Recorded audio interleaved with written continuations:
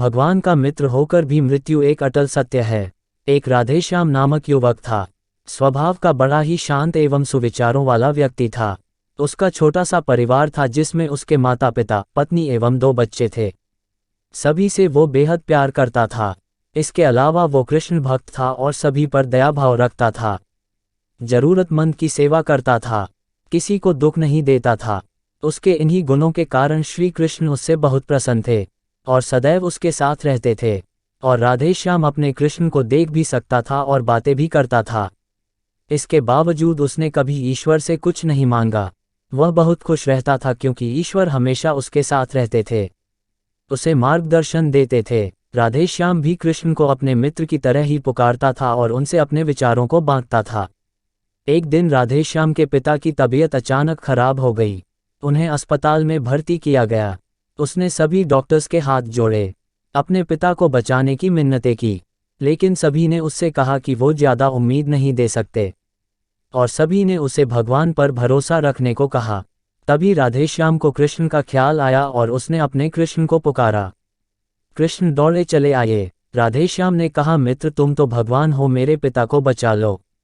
कृष्ण ने कहा, मित्र ये मेरे हाथों में नहीं है, अगर मृत्यु का समय होगा तो होना तय है। इस पर राधेश्याम नाराज हो गया और कृष्ण से लड़ने लगा। गुस्से में उन्हें कोसने लगा। भगवान ने भी उसे बहुत समझाया पर उसने एक ना सुनी। तब भगवान कृष्ण ने उससे कहा, मित्र मैं तुम्हारी मदद कर सकता हूँ, लेकिन इसके लिए तुम्हें एक कार्य करना होगा। राधेश्याम ने तुरंत पूछा, कैसा कार्य? कृष्ण ने कहा, तुम्हें किसी एक घर से मुट्ठी भर ज्वार लानी होगी और ध्यान रखना होगा कि उस परिवार में कभी किसी की मृत्यु न हुई हो। राधेश्याम झट से हाँ बोलकर तलाश में निकल गया।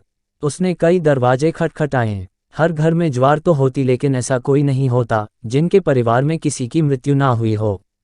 किसी का पिता, किसी का दादा, किसी का भाई, माँ, काकी या बहन। 2 दिन तक भटकने के बाद भी राधेश्याम को ऐसा एक भी घर नहीं मिला।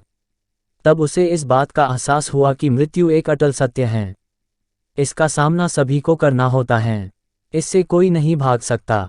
और वो अपने व्यवहार के लिए कृष्ण से क्षमा मांगता है और निर्णय लेता है जब तक उसके पिता जीवित हैं उनकी सेवा करेगा।